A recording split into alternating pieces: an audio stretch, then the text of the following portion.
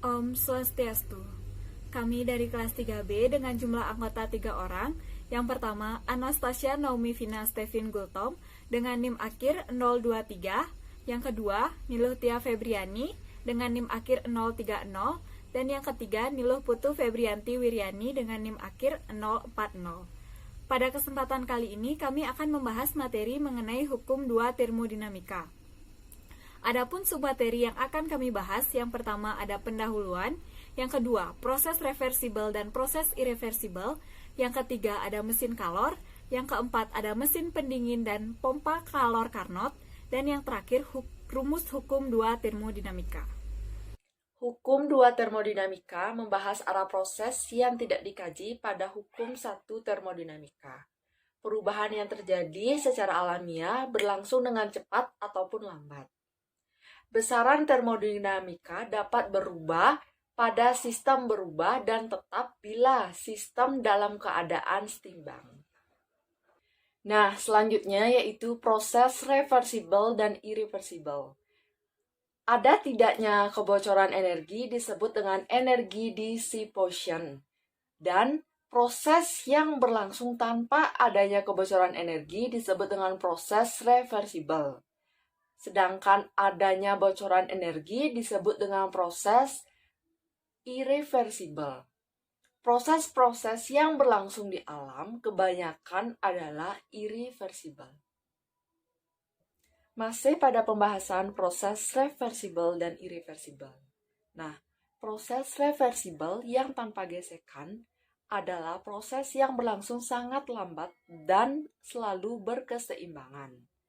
Artinya, proses dapat dibalik arahnya dengan memberikan sedikit energi yang melawan arah proses. Kerja pada proses reversibel adalah kerja maksimum karena tidak adanya kebocoran energi. Penjelasan berikutnya yaitu mengenai mesin kalor. Perkembangan termodinamika pada abad ke-19 sangat dekat dengan kaitannya mengenai permasalahan industri, yaitu mesin uap. Kajian termodinamika sangat jelas kita analogikan dengan mesin kalor, di mana proses atau perubahan sistem selalu diikuti dengan kalor dan kerja. Mesin uap pada dasarnya bekerja sebagai berikut. Api digunakan untuk memanaskan material atau working substance. Dalam hal ini, uap yang menyebabkan mengembang dan menggerakkan piston, dan kerja diperoleh.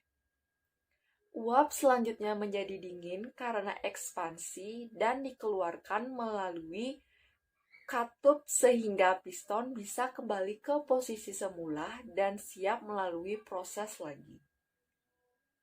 Suatu proses di mana posisi sistem dikembalikan ke keadaan awal atau semula disebut dengan proses siklik. Semua perubahan besaran keadaan sistem pada proses siklik adalah nol. Mesin uap adalah salah satu kelas yang tergolong pada mesin kalor. Bisa dilihat skema pada slide PPT-nya, dan mesin kalor dapat dianggap menyerap kalor Q1 dari sumber kalor dengan suhu yang lebih tinggi disebut dengan reservoir kalor. Mengubahnya sebagian menjadi kerja atau W dan melepaskan sisa kalor Q2 ke reservoir kalor yang suhunya lebih rendah. Nah, materi selanjutnya yaitu siklus Carnot. Kerja mesin kalor dipublikasikan pada tahun 1824 oleh insinyur Prancis Nicolas Renaud Sadi Carnot.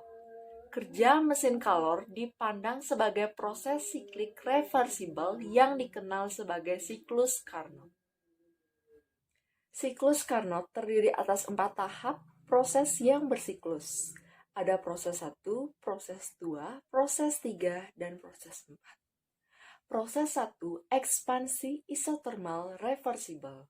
Material working substance menyerap kalor Q1 dari reservoir kalor pada suhu T1 dan sistem melakukan kerja. Proses 2, ekspansi adiabatik reversible. Working substance berkurang suhunya dari T1 menjadi T2 dan sistem melakukan kerja. Proses 3, kompresi isothermal reversible. Working substance melepaskan kalor Q2 ke reservoir dingin dengan suhu T2 dan kerja dikenakan terhadap sistem.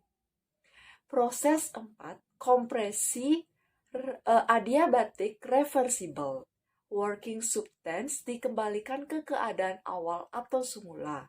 Suhu sistem berubah dari T2 menjadi T1 dan kerja dikenakan terhadap sistem. Nah, dari penjelasan mengenai 4 proses yang telah dijelaskan tadi dapat dilukiskan dalam bentuk diagram P versus V sebagai berikut. Selanjutnya kita akan membahas working substance atau suatu gas ideal. Yang pertama ada proses ekspansi isothermal reversible, di mana rumusnya adalah Du sama dengan D Kiref dikurang P dV, atau Du sama dengan D Kiref ditambah Dw. Proses isothermal Du sama dengan 0, sehingga minus Dw sama dengan D Kiref sama dengan P dV. Nah, sehingga diturunkan W1 sama dengan Q1 sama dengan minus nRT per V integral dV, atau W1 sama dengan minus Q1 sama dengan min nRT long V2 per V1. Nah, yang kedua ada proses ekspansi adiabatik reversible, di mana pada proses adiabatik Q sama dengan 0, sehingga Du sama dengan Dw min P dV, di mana Dw sama dengan Cv dt. Kemudian diturunkan W2 sama dengan Cv dalam kurung T2 dikurangi T1, di mana T1 lebih besar daripada T2. Nah, Cv merupakan kapasitas panas pada volume tetap. Nah, yang ketiga ada proses kompresi isothermal reversible. Nah, dengan penjelasan yang agak mirip dengan proses ekspansi isothermal reversible, maka diperoleh kerja pada proses ini adalah W3 sama dengan Q2 sama dengan minus nRT long V4 per V3, di mana V3 lebih besar daripada V4.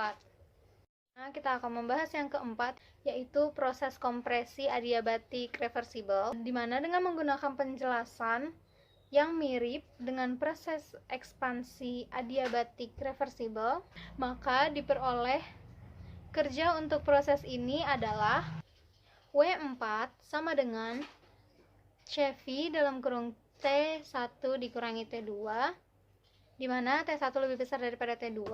Nah, total kerja yang dilambangkan dengan huruf W yang dilakukan oleh mesin Carnot dalam satu siklus adalah W sama dengan W1 ditambah W2 ditambah W3 ditambah W4, di mana W sama dengan minus nRT long V2 per V1 ditambah Cv dalam kurung T2 dikurangi T1 dikurang nRT long V4 per V3 ditambah Cv dalam kurung T1 dikurangi T2, dimana diturunkan W sama dengan minus nRT long V2 per V1 dikurangi nRT long V4 per V3. Kemudian W sama dengan minus Q1 minus Q2. Nah, Q2 ini bernilai negatif karena V4 lebih kecil daripada V3, sesuai dengan fakta bahwa kalor ini dilepaskan oleh sistem. Dengan demikian, W sama dengan minus Q1 ditambah Q2 atau minus W sama dengan Q1 dikurangi Q2. Nah, kerja yang dilakukan oleh mesin adalah selisih antara kalor yang diserap yaitu Q1 dengan kalor yang dilepaskan yaitu Q2. Nah, selanjutnya kita akan membahas efisiensi mesin Carnot. Nah, efisiensi mesin Carnot adalah perbandingan antara kerja yang dilakukan mesin dengan kalor yang diserap atau Q1. Di mana rumusnya adalah efisiensi sama dengan minus W per Q1 atau efisiensi sama dengan dalam kurung Q1 dikurangi Q2 per Q1 sama dengan 1 dikurangi Q2 per Q1. Nah, sejumlah kalor Q diserap oleh kalor yang suhunya adalah T dan kerja dilakukan oleh sistem. Demikian juga seterusnya.